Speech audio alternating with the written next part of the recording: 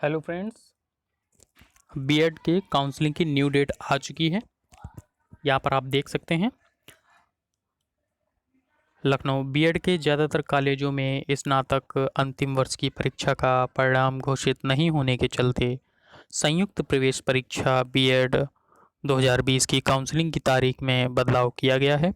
Counselling अब 21 सितंबर की बजाय 19 अक्टूबर से शुरू होगी।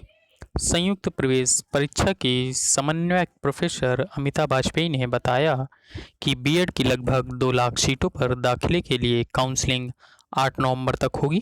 इसके बाद 9 नवंबर से बीएड का नया सत्र शुरू होगा। काउंसलिंग के बाद खाली सीटों को पूल काउंसलिंग के जरिए भरा जाएगा। अब यहाँ पर आप देख सकते हैं पूल काउंसलिंग।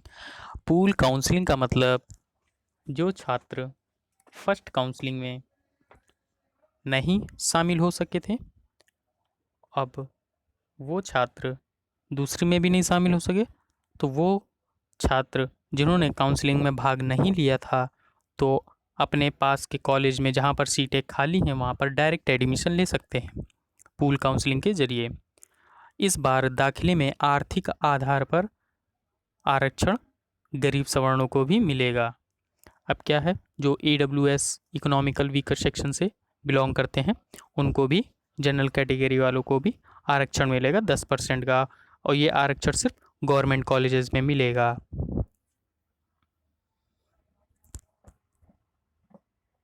इस बार SC/ST कैटेगरी वालों को 0 फीस पर एडमिशन बीएड कॉलेजेस में नहीं मिलेगा। ये गवर्नमेंट की गाइडलाइन है।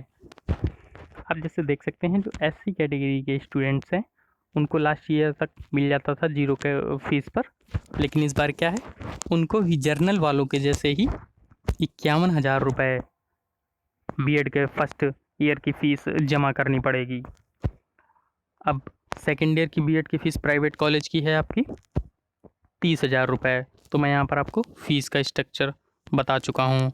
51,000 रुपये आपका है फर्स्ट ईयर का बीएड का, और 30,000 रुपये आपका है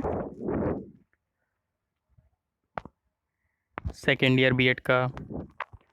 अब यहाँ पर SC हो, ST हो, OBC हो, जर्नल हो, सभी को फीस तुरंत 51,000 रुपये भरनी पड़ेगी। लेकिन ऐसे लॉकडाउन के माहौल में बहुत से गार्जियन या बच्चों के पास इतनी फ़ीस नहीं है। गवर्नमेंट को आधी फ़ीस या थोड़ी सी फ़ीस कम करने का विचार करना चाहिए। अब मैं बता देता हूँ आपको गवर्नमेंट कॉलेज किन स्टूडेंट्स को मिलेगा। अब जिनकी स्टेट रैंक 10,000 या 10,000 से कम है उन स्टूडेंट्स को 100% गवर्नमेंट कॉलेज मिलेगा। अब गवर्नमेंट कॉलेज की फ़ीस क्या होगी, 3,000 से 12,000 रुपये के बीच आपकी गवर्नमेंट कॉलेज की फ़ीस होगी। कितनी, 3,000 से 12,000 रुपये के बीच आपके गवर्नमेंट कॉलेज की फ़ीस होगी। ठीक है, अब यहाँ पर बात कर लेते हैं डॉक्यूमेंट्स की। काउंसलिंग जो बीएड की स्टार्ट होने वाली है उसमें डॉक्यूमेंट्स क्या क्या लगेंगे और क्या क्या सर्टिफिकेट की ज़रूरत पड़ेगी और कितनी फ़ीस लगेगी काउंसलिंग वाली, वो भी मैं आपको बता देता हूँ। इसी वीडियो में बने रहिए। एडमिट कार्ड आपको रख लेना अपने पास, और रैंक कार्ड जो आपका रिज़ल्ट आया है जिसमें स्टेट रैंक वगैरह लिखी हुई है, आपका रैंक कार्ड होना चाहिए। तीसरे नंबर पर बात कर लेते हैं हाई स्कूल। अब हाई स्कूल में क्या है, अब कुछ लोगों का अंक प्रमाण पत्र और सर्टिफिकेट अलग अलग होगा, लेकिन अब हाई स्कूल भी होना चाहिए, इंटरमीडिएट। अब ग्रेजुएशन में स्नातक जिसकी बात कर लेते हैं, अब जिन लोगों का रिज़ल्ट अभी नहीं आया है वो 19 अक्टूबर तक आ जाएगा, वो अपने ग्रेजुएशन की मार्कशीट भी रख लें। और इनकम सर्टिफिकेट बोले तो आय प्रमाण पत्र भी आपको रखना है, लेकिन वो आय प्रमाण पत्र 2 साल या 1 साल से ज़्यादा पुराना नहीं होना चाहिए, क्योंकि 3 साल तक ही वैलिड होता है, 2 साल से ज़्यादा पुराना ना हो। अब कास्ट सर्टिफिकेट बोलते हैं इसको, जाति प्रमाण पत्र। SC ST OBC कैटेगरी से अगर जो स्टूडेंट बिलोंग करते हैं उनके लिए कास्ट सर्टिफिकेट कंपलसरी है और जनरल वालों के लिए नहीं है। अब डोमिसाइल सर्टिफिकेट, मूल निवास प्रमाण पत्र, आपको निवास प्रमाण पत्र भी बनवाना होगा। अब गैप सर्टिफिकेट बात कर लेते हैं। अगर आपने ग्रेजुएशन कर लिया उसके बाद 1 साल या 2 साल का गैप है तो उसका गैप सर्टिफिकेट लगेगा आपको। हलफनामा affidavit general SC ST OBC के लिए 10 नंबर पे एफिडेविट दिया हुआ है। अब टीसी ट्रांसफ़र सर्टिफिकेट स्नातक प्रमाण पत्र जिसको बोलते हैं, आपका टीसी लगेगा। जहाँ से आपने ग्रेजुएशन किया है उसी कॉलेज से आपको टीसी बन जाएगा। अब सीसी कैरेक्टर सर्टिफिकेट, आपने जिधर से ग्रेजुएशन किया है वहाँ से कैरेक्टर सर्टिफिकेट भी आपका बन जाएगा, जिसको चरित्र प्रमाण पत्र भी बोलते हैं। अब डीडी डिमांड ड्राफ्ट आपको बनवाना पड़ेगा बैंक से।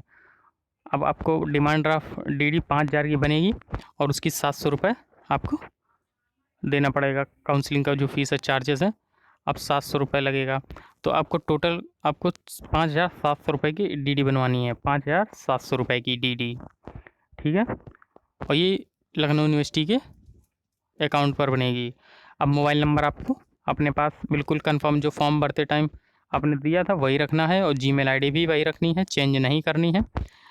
अब 15 पासपोर्ट साइज़ फ़ोटोज़। अब आपको जब भरेंगे तो बैंक की पासबुक और अकाउंट नंबर वगैरह बिल्कुल कंफर्म होना चाहिए, नहीं तो जो फ़ीस आपकी वापस आएगी वो फिर नहीं आ पाएगी, गलत हो जाएगी। IFSC कोड वगैरह जब फॉर्म फिलअप करें तो वो करेक्ट हो।